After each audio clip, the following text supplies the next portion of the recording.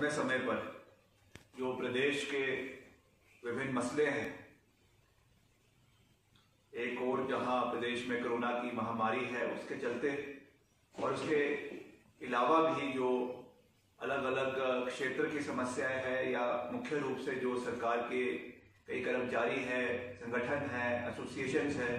उनकी समस्याओं को उजागर करने का समय समय पर प्रयास करते रहते हैं। और मैं ये बात भी स्पष्ट करना चाहता हूं कि जहां तक मैंने हर बारी पत्रकार वार्ता को संबोधित करते हुए ये बात कही है, क्योंकि ये ऐसा समय है, बहुत संवेदनशील समय है। हम ये नहीं चाहते कि हम हर चीज में सरकार की निंदा करें या जो सरकार की कमियां हैं उनको उजागर करने के मकसद से हम ये प्रेस कॉन्फ्रेंस या समय समय पर इंटरेक्शन या लोगों के बीच में जाके वार्तालाप नहीं करते हैं। मगर क्योंकि आज कांग्रेस पार्टी विपक्ष में है, ऑपोजिशन में है, ऑपोजिशन की भूमिका को निभा रही है और हम समझते हैं कि एक सकारात्मक विपक्ष की भूमिका को निभाते हुए ये हमारा दायित्व है कि जो जो समस्याएं प्रदेश की जनता फील कर रही है, फेस कर रही है, सरकार की एडमिनिस्ट्रेशन की कमियों की वजह से उसे हम उजागर करें। जब ये महाकाल कोरोना की महामारी प्रदेश के अंदर शुरू हुई, देश की तरह विश्व की तर्ज पर जब प्रदेश में शुरू हुई, हमने ये आवाज उठाई थी कि जो कोरोना के लॉकडाउन के समय जो बाहर लोग फंसे हुए हैं उनको वापस प्रदेश में लाया जाना चाहिए। सरकार ने उसे माना, मगर उसमें जो कमियां रही, जिस तरीके से उनको क्वारंटीन करना चाहिए था वो नहीं हुआ। जो जिस तरीके से डिस्ट्रिक्ट लेवल्स पर जो क्वारंटीन सेंटर्स बनने चाहिए थे, चाहे वो इंस्टीट्यूशनल क्वारंटीन है, चाहे वो होम क्वारंटीन है, वो पूरी तरीके से उसकी जो मान्यता होनी चाहिए थी, जो मेडिकल मैंडेट उसका होना चाहिए था, उसको फॉलो नहीं करने की वजह से आज हम इस परिस्थिति में हैं, जहां एक और जब आज से करीबन 1 महीना पहले मुख्यमंत्री जी हिमाचल को कोविड फ्री बोल रहे थे कि हिमाचल ऑलमोस्ट कोविड फ्री हो चुका है और इसके लिए सेंट्रल हेल्थ मिनिस्ट्री से जो है सर्टिफिकेट लाने का प्रयास चल रहा था। और तो और पब्लिक रिलेशन डिपार्टमेंट द्वारा एडवर्टाइजमेंट्स बनानी भी शुरू हो गई थी, जिसमें प्रदेश में दिखाना शुरू हो गया था कि हिमाचल प्रदेश पूरी तरीके से कोविड फ्री हो चुका है। मगर इनकी प्रशासनिक कमियों की वजह से, एडमिनिस्ट्रेशन की कमियों की वजह से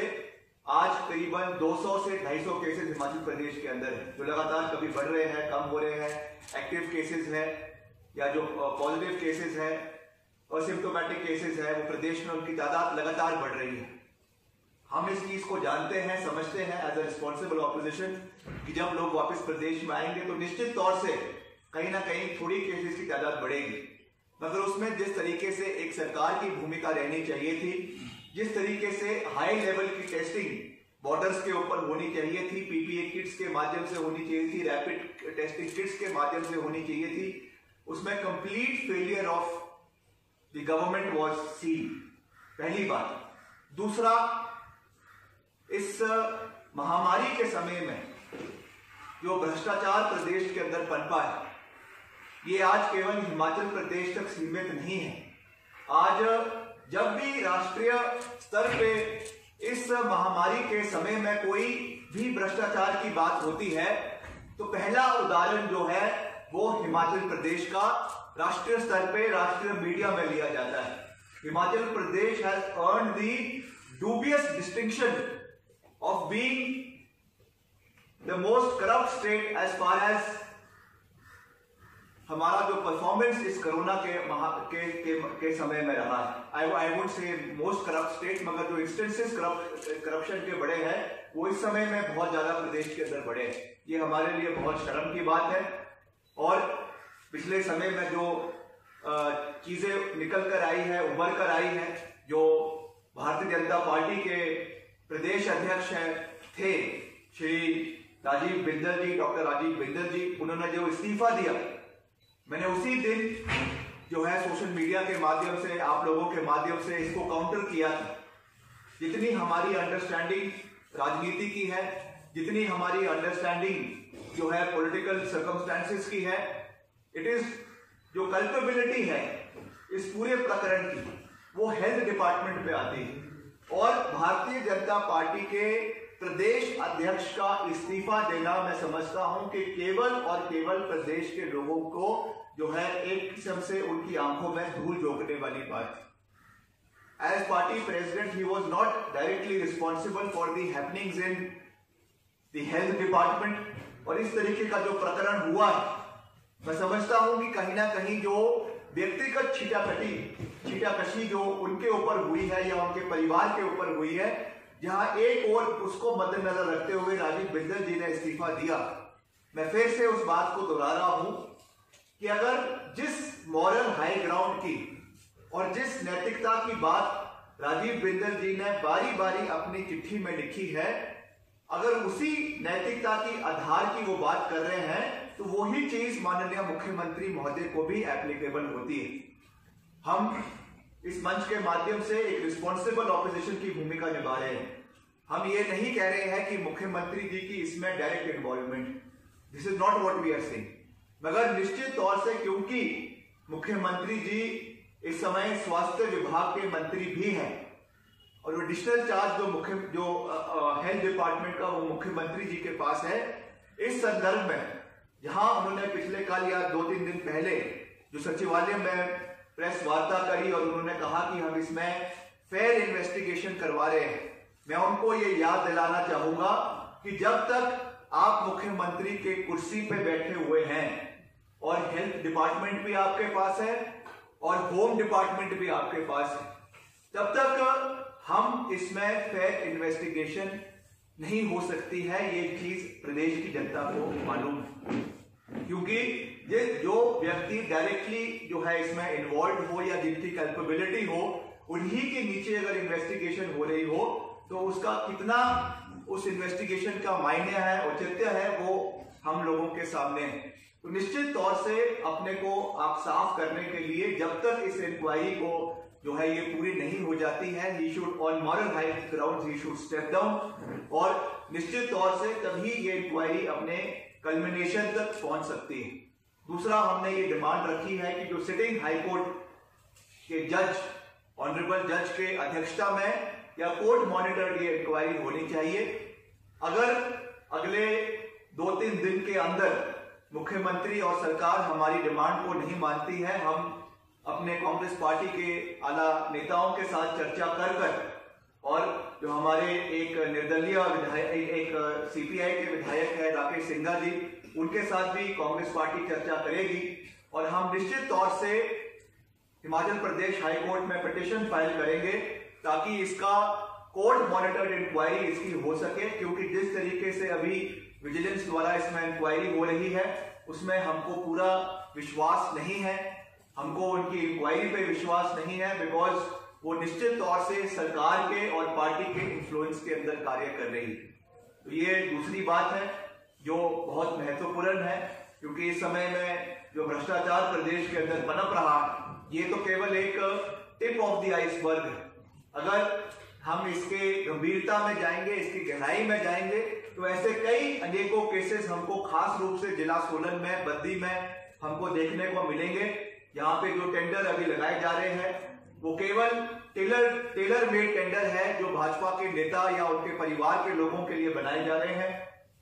और उनके माध्यम से, चाहे वो वेंटिलेटर्स है, चाहे वो पीपीई किट्स है,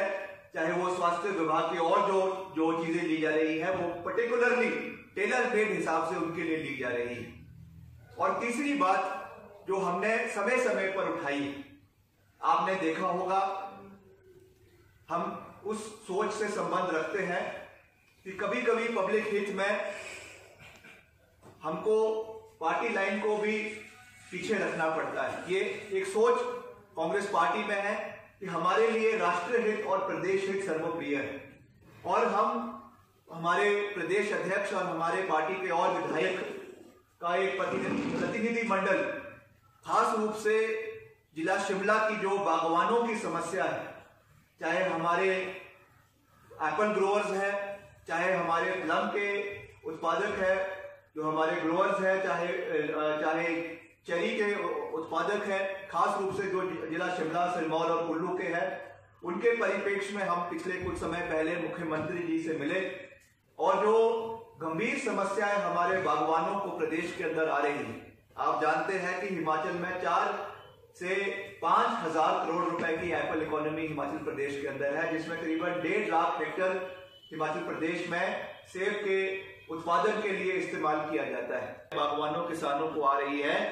मैं समझता हूं कि प्रदेश सरकार उसमें उनकी कथनी में और करनी में मुख्यमंत्री जी की बहुत फर्क है। चाहे वो पेटियों की उत्पादन की बात हो, मैंने पहले भी ये बात करी कि करीबन 2 से 2.5 करोड़ पेटियां प्रदेश के अंदर चाहिए। उत्पादन अभी 50 लाख से ऊपर का नहीं है। और जो दूसरी अब समस्या लेबर की हमको प्रदेश के अंदर आ रही है, हालांकि पिछले कल मुख्यमंत्री जी का इस पे बयान आया है, मगर जैसा मैं कह रहा हूं कि उनकी कथनी में और करनी में बहुत फर्क है। वो कहते बहुत कुछ है मुख्यमंत्री जी हर रोज। मैंने पहले भी ये बात करी कि जैसे प्रादेशिक समाचार का कोई आपका जो है टीवी न्यूज रीडर है, उसकी तरह रोज शाम को आके जो है न्यूज बुलेटिन पढ़ने लग जाते हैं। ये कार्य मुख्यमंत्री का नहीं। मैंने पहले भी ये बात कहा है कि it is not the job of the chief minister to come live every day and start stating the facts about the number of cases in Himachal Pradesh. ये कार्य या तो आपका स्वास्थ्य विभाग का कोई अधिकारी कर सकता है या और कोई मिनिस्टर को मैंडेट दिया जा सकता है। मुख्यमंत्री का ये कार्य है कि प्रदेश में आप किस तरीके से इन सब चीजों से निपट रहे हैं, इसके बारे में आप कदम भी उठाएं और ये इंश्योर करें कि जो आप कह रहे हैं, जो मुख्यमंत्री के दफ्तर से जो बात कही जा रही है, वो लेटर एंड स्पिरिट में इंप्लीमेंट हो। That is what the chief minister should see. मगर जिस तरीके से आज कंप्लीट डिसइंचार्टमेंट, डिसऑर्गेनाइजेशन जो मुख्यमंत्री कार्यालय में है, जो चाहे वो चीफ सेक्रेटरी है, चाहे वो प्रिंसिपल सेक्रेटरी है, चाहे उनके आला अधिकारी है, वो जो बात कहते हैं उसका मायना ज्यादा होता है। मुख्यमंत्री जो बात कहते हैं वो जमीन स्तर पे उतर नहीं रही। ये बात मैं बागवानों और किसानों के संदर्भ में इसलिए कह रहा हूं क्योंकि खास रूप से जो अभी नेपाल के साथ हमारे संबंध भारत के बिगड़े हैं, उस परिप्रेक्ष्य में, क्योंकि हिमाचल में जो लेबर हमारे इस सेब के लिए या चेरी के लिए या लीची के लिए खास रूप से होती है, उसमें 90% लेबर, 95% लेबर जो है वो नेपाल से आती है। और उस संदर्भ में पहले 3 महीने जो हमारे कोविड लॉकडाउन में निकले, उसमें जो लेबर का जो जितने आना चाहिए था हिमाचल प्रदेश में वो नहीं आया। और अभी भी हमने कॉन्फिडेंस बिल्डिंग मेजर्स प्रदेश के अंदर शुरू नहीं किए हैं। अभी जो एग्जिस्टिंग लेबर है उसमें से बहुत यहां से जाना चाहती है। और जिस तरीके से जो समस्या है अभी जो हमारे इंटरनेशनल रिलेशंस की आई, हालांकि वो जो है भारत सरकार का मसला है, मगर मुख्यमंत्री जी को प्रदेश के हितों को, हिमाचल प्रदेश के हितों को सही रूप से केंद्र सरकार के समक्ष रखना चाहिए और इस मसले को गंभीरता के साथ जो है वो उठाना चाहिए, क्योंकि ये डायरेक्टली हिमाचल प्रदेश की हॉर्टिकल्चर इकोनॉमी से रिलेटेड है। और इस मसले पे कोई कार्य आज तक प्रदेश सरकार ने नहीं किया है। ये बहुत दुर्भाग्यपूर्ण है। और वैसे ही जो हमारे टूरिज्म इंडस्ट्री है, उसके लिए भी मैं खास रूप से एक प्रतिनिधि मंडल लेकर मुख्यमंत्री जी से मिला और हमने कई महत्वपूर्ण मांगे। आप जानते हैं हिमाचल प्रदेश में करीबन 1.5 लाख से 2 लाख लोग टूरिज्म इंडस्ट्री से डायरेक्टली और इनडायरेक्टली जो है वो प्रदेश में उनको रोजगार मिला हुआ है। और जब से कोविड का काल प्रदेश के अंदर शुरू हुआ, सबसे पहले होटल इंडस्ट्री बंद हुई। अब सारे और जो कारखाने हैं या और दुकानें हैं और कार्य है आस्ते आस्ते शुरू हो चुके हैं खुलना, मगर होटल इंडस्ट्री इस साल जो है पूरी तरीके से बंद है। और सबसे ज्यादा इफेक्ट हिमाचल की टूरिज्म इकोनॉमी को हुआ है। और हिमाचल प्रदेश वैसे भी हम जानते हैं कि एक टूरिज्म ओरिएंटेड स्टेट है, जहां पे करीबन 9 to 10% ऑफ हिमाचल की जो जीडीपी है उसकी ग्रोथ में टूरिज्म इंडस्ट्री का एक बहुत बड़ा योगदान रहता है। इस परिप्रेक्ष्य में प्रदेश सरकार के मुख्य होने के नाते हम उनके पास गए, हमने उनसे निवेदन किया कि कुछ ना कुछ रिलीफ पैकेज हिमाचल प्रदेश के होटल इंडस्ट्री को, जो स्मॉल होटल इंडस्ट्री है खास करके उनको, और जिन्होंने होम स्टे चलाया हुआ है उनको मिलना चाहिए। चाहे वो आपके बिजली की कटौती में है, चाहे वो आपके अर्बन टैक्स के कटौती में है, चाहे वो जो एम्प्लॉइज को सैलरी मिल रही है उसका कुछ पार्ट जो है सब्सिडी के रूप में सरकार दे वो हो, या और कोई पैकेज सरकार की ओर से हो, मगर इसमें कोई भी योगदान, कोई भी समर्थन सरकार की ओर से लिप सर्विस के अलावा 1% का योगदान जो है वो सरकार की ओर से नहीं दिया गया है। तो इस परिप्रेक्ष्य में मैं ये कहना चाहूंगा कि मुख्यमंत्री जी को इन सब कार्यों पे महत्वपूर्ण तरीके से भविष्य में कार्य करने की आवश्यकता है। और जब उनसे पूछा जाता है राष्ट्रीय मीडिया द्वारा कि आप हिमाचल में टूरिज्म को बढ़ाने के लिए क्या कह रहे हैं, तो ऐसे मजाक वाले बयान देते हैं कि हम हिमाचल को जो है क्वारंटीन इंडस्ट्री बना रहे हैं, टूरिज्म बना रहे हैं, और अगले ही दिन जिला कुल्लू से भी, जिला कांगड़ा से भी और जिला शिमला से भी सभी होटल इंडस्ट्री के एसोसिएशन के लोगों ने यूनानिमसली ये बयान दिया कि हम मुख्यमंत्री के बयान से सहमत नहीं हैं। We don't agree with the chief minister and the chief minister was forced to backtrack his statement in a day. अब वो चाहे उनकी हिंदी की या इंग्लिश की परिभाषा की शब्दों की वजह से ये हुआ या क्यों उन्होंने ये बयान दिया, ये तो मुख्यमंत्री जी ही इस चीज को जो है बेहतर इस चीज पे जो है प्रकाश डाल सकते हैं। मगर इस तरीके के स्टेटमेंट्स देना और दूसरी ओर ग्राउंड लेवल पे कोई भी कार्य इन लोगों के लिए ना करना, ये बहुत ही दुर्भाग्यपूर्ण है। मेरा आज भी ये निवेदन रहेगा कि हम केवल यहाँ पे आपकी निंदा करने के लिए उपस्थित नहीं है। We are not here only for the sake of criticism. और व्यक्तिगत रूप से आपने देखा होगा कि अगर सरकार ने कोई अच्छा कार्य किया है, I have been the first person to appreciate the good governance of either whether it is the chief minister in the state और whether it is the prime minister in the centre. हम उस सोच से संबंध रखते हैं कि अगर कोई अच्छा कार्य सरकार करती है उसको हमने उसका समर्थन किया,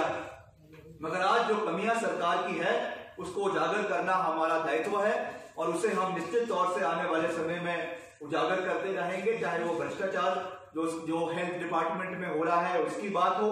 चाहे वो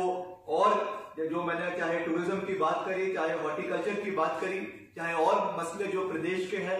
और निश्चित तौर से एक और बात मैं अंत में ये भी कहना चाहूंगा कि हमको, क्योंकि मैं कांग्रेस पार्टी का महासचिव होने के साथ साथ एक विधायक भी हूं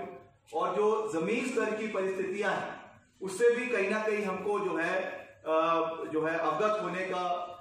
समय समय पर मौका मिलता रहता है। मैं ये भी निवेदन करना चाहूंगा कि इस कोविड की आड़ में, जो ये कोविड का काल चला हुआ है, इसकी आड़ में बहुत से ऐसे अधिकारी हैं, चाहे वो एक्सीएन लेवल के हैं, चाहे वो एसडीओ लेवल के हैं, चाहे वो जेई के हैं, चाहे उससे भी वरिष्ठ अधिकारी है, कोविड के नाम पे उन्होंने कार्य करना बंद कर दिया है। मेरा मुख्यमंत्री जी से ये निवेदन रहेगा कि समय आ चुका है कि उन लोगों की जवाबदेही होनी चाहिए। हम कोई भी मुद्दा उठाते हैं, चाहे वो आईपीएच का हो, चाहे वो आपके